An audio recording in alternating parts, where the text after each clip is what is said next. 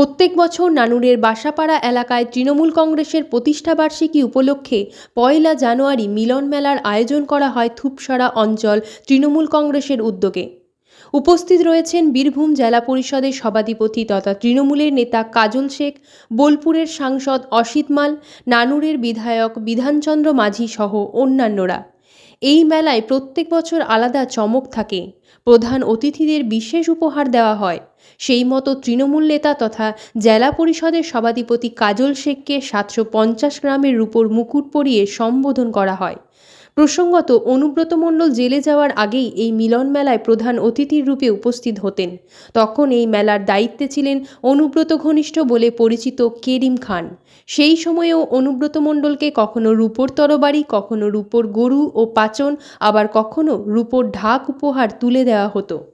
তৃণমূল কংগ্রেসের প্রতিষ্ঠা দিবস শুধু এখানে নয়, সারা বাংলার প্রত্যেকটি ব্লকে, প্রত্যেকটি মিউনিসিপ্যালিটি এরিয়ায় আমাদের তৃণমূল কংগ্রেসের পতাকা উত্তোলন হচ্ছে এবং পদযাত্রার মাধ্যমে সভা সমিতি করে আজকে তৃণমূল কংগ্রেস প্রতিষ্ঠা দিবস যেহেতু সেই দিনটাকে আমরা উদযাপন করছি। আজকে অনুব্রত মণ্ডলকে আমন্ত্রণ জানিয়েছিলেন এবং এলেন না, আপনি মুকুট পরলেন, কেমন? শুধু একা অনুব্রত মণ্ডল নয়, সারা বীরভূম জেলার যে বিধায়করা আছেন, ব্লক প্রেসিডেন্টরা আছেন, কোর কমিটির সদস্যরা আছেন, প্রত্যেককে আমরা আমন্ত্রণ জানিয়েছি। কিন্তু যেহেতু সকলে নিজের নিজের এরিয়া নিয়ে ব্যস্ত আছে, তাই আসতে পারেননি। কিন্তু হয়তো আজকে বিকাল বা কাল থেকে সবাই আসা শুরু করবে। এই মিলন মেলায় কি বার্তা দিচ্ছেন? মিলন মেলায় এটাই বলবো যে আমাদের মাননীয় মুখ্যমন্ত্রী মাননীয় মমতা বন্দ্যোপাধ্যায় তিনি যে কথা দিয়েছিলেন, তিনি কথা রেখেছেন। তিনি বলেছিলেন বাংলার বুকে কাটাকাটি, খুনোখুনি, রাহাজানি বন্ধ করব। তিনি বন্ধ করেছেন। তিনি বলেছিলেন বাংলার বুকে উন্নয়নের জোয়ার বইয়ে দেবো। তিনি উন্নয়নের মাধ্যমে মানুষের মনের মণিকোঠায় পৌঁছে গেছেন।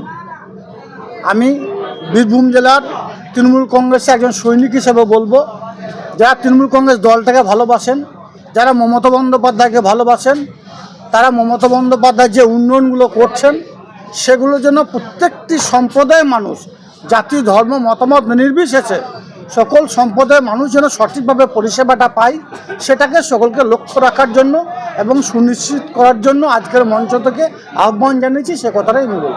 মঞ্চে কতগুলি স্টল হয়েছে এবং কী কী পরিকল্পনা? এখনো পর্যন্ত এই বাসাপাড়া মিলন মেলাতে 700-র উপর স্টল হয়েছে এবং এই এরিয়ার মানুষ প্রত্যেক দিন 50 থেকে 60,000 মানুষের জনসমাগম হয়।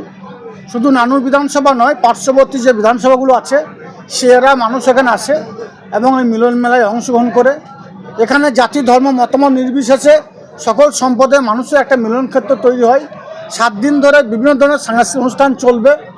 শুধু আমার বীরভূম জেলার নয়, রাজ্যের বিভিন্ন প্রান্ত থেকে যারা ভালো ধরনের কলাকুশলী আছে, উচ্চমানের, তাদেরকে নিয়ে এসে এখানে কলাকুশলী প্রদর্শন করবে। এরিয়া মানুষ সেসব দেখে আনন্দ উপভোগ করবে।